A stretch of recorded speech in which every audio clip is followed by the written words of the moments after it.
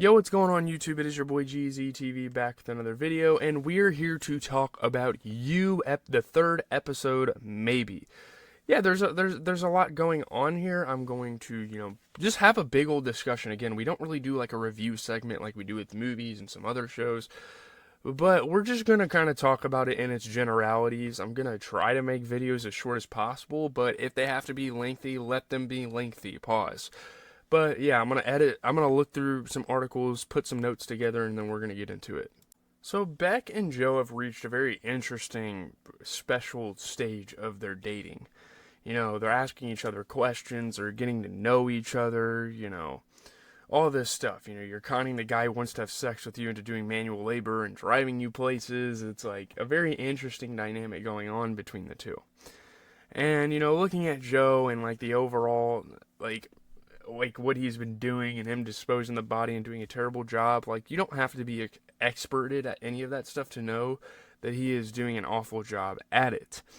Joe has just left Benji's disposing body in the basement of the bookstore for 3 full days. Like, how crazy and how dumb is that to like look back on Joe and be like, what are you doing, dude?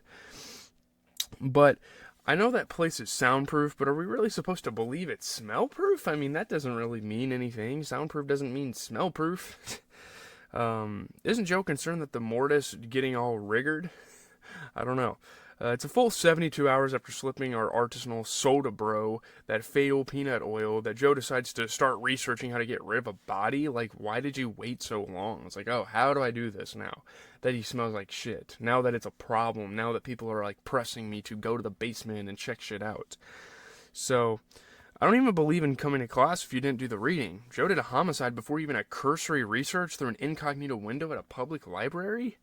But of course, Joe does not want to Google lest he be caught, even though, as I just pointed out, it wouldn't be that hard to cover those online tracks. No, Joe turns to the works of Stephen King and Gillian Flynn for guidance, because I guess his disgust for popular fiction ends where his desperation begins. Yeah, let's read some fucking books because they're realistic, sure. Like, Joe doesn't have the stomach to destroy Benji's teeth. Point. What am I talking about? Sorry. What did I just say?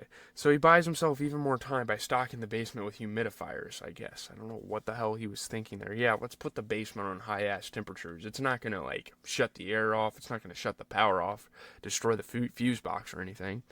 Let us leave Joe to meet a new character, I guess. A female twist on the guy in your MFA, I guess.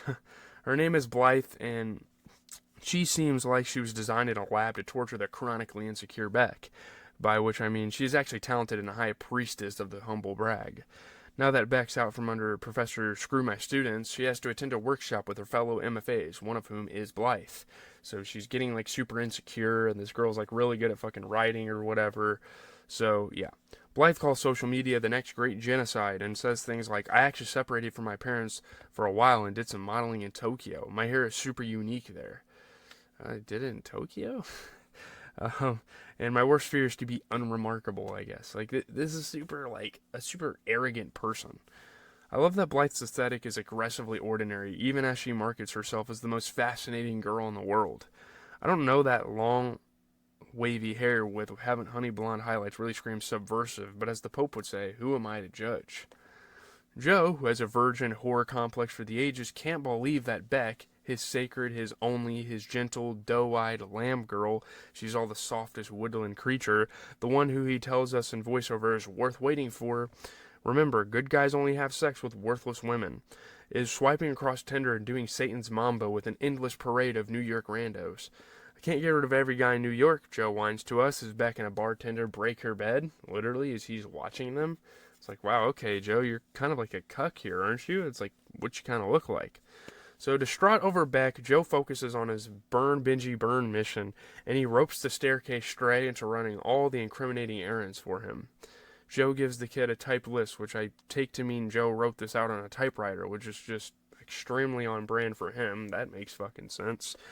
Beck, meanwhile, leaves her MFA workshop with an assignment, but in no mood to write, I guess. She's hitting a writer's block, or she didn't even have an opportunity to hit that.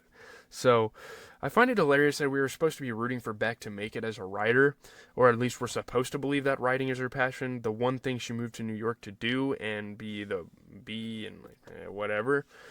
And yet we never ever see her actually make any meaningful effort to write, you know? So even Carrie Bradshaw hunkered down at her laptop at least once an episode. Like, come on. So Joe lures Beck out of the apartment by asking if she'll go furniture shopping, and instead of doing the only thing that will really address her insecurity, that is, writing the story that will shut up the Blythes of the world, Beck flings herself at the distraction. So yeah. So, yeah, I'm just gonna go do that. I don't have any passion to write. That's what I came here for, but I'm not gonna do it. Like, are you kidding? So Joe picks Beck up in Mr. Mooney's cherry red Buick, and off they go. Beck lingers over a red ladle, which Benji told Joe was a part of her kinky sex thing. I kind of thought we were past thinking the sort of predilection was so out there, just as a,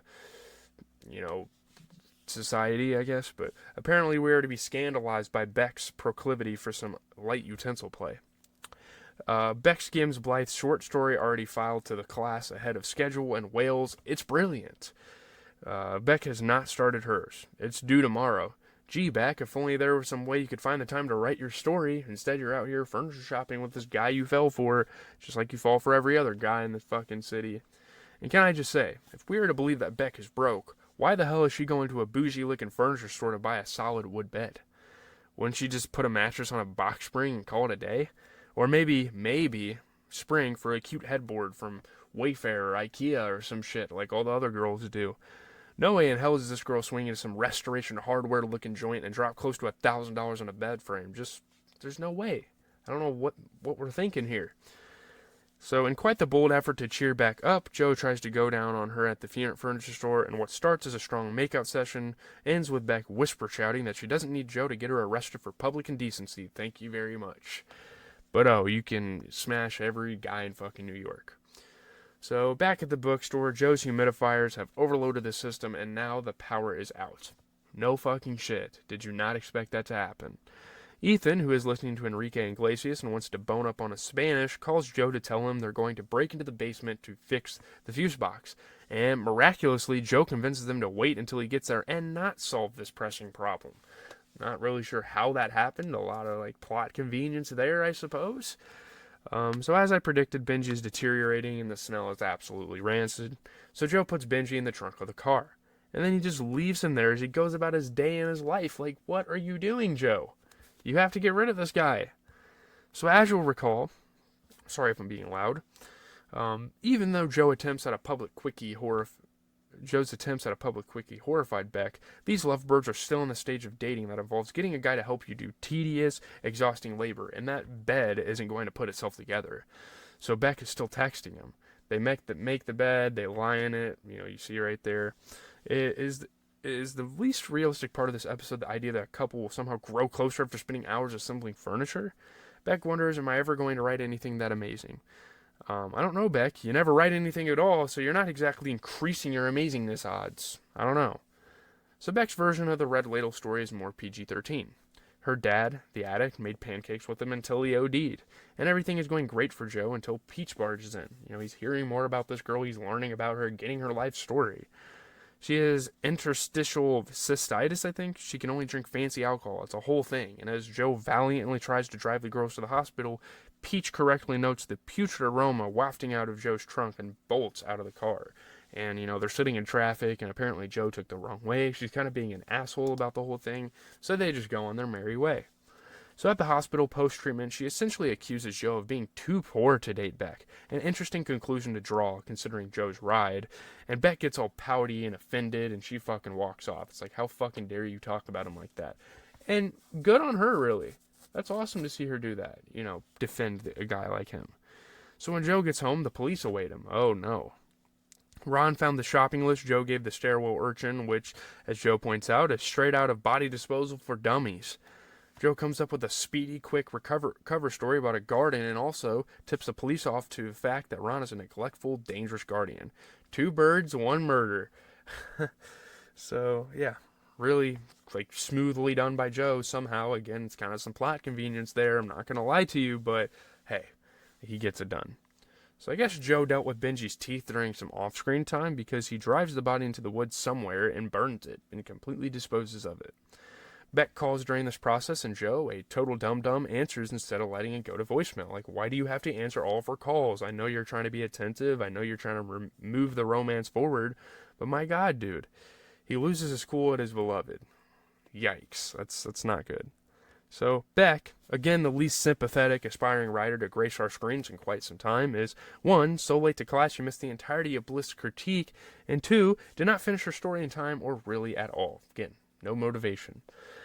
So she offers to read aloud this half page of a thing she managed to get out before running in the room. Both wants her to know, I have this facial autism thing where I can't hide when I'm thinking. That's not even Blythe's best line from this scene. Earlier, after some sycophantic classmate calls her Raymond Carver reincarnated, she says, I was born in '88, the year he died, so weirdly enough, you're not the first person who has said that. Interesting. So, scarred by the experience of being held accountable for totally failing to do any of her assignment, Beck rushes into Joe's waiting arms at the bookstore. She's afraid she sounds so millennial, and as a millennial, that's quite offensive. So, am I a millennial? I don't know. Whatever. I put it in my notes. Beck is realizing that she knows negative nothing about Joe. Like, she's just now figuring this out. Like, who the fuck is this guy? She's never seen his apartment or met his friends, so she follows him into his basement. What are you, into the basement? Beck, what are you doing? Has the star of this Lifetime show never seen a Lifetime movie? Anyway, in the basement, Joe tells her some obnoxious drivel about how his rare book dungeon is his real personality. When he started just listing the ingredients of books. Paper, cloth, leather. Like, get out of there, Beck. Joe says Beck can come to his apartment anytime. But instead of taking him up on that offer, Beck invites him over to her place yet again so she can answer the door in a red bra. Red, like the ladle in the Buick, is the oh-so-subtle color of sexy and sin, and puts that new bed to good use. And then Joe comes almost instantly. Great job, guys. Joe has come inside of her, and yeah, that doesn't look fucking good. That doesn't bode well. My God, we're going to have to see the aftermath. I'm watching the next episode tonight. I cannot wait. What an awesome cliffhanger.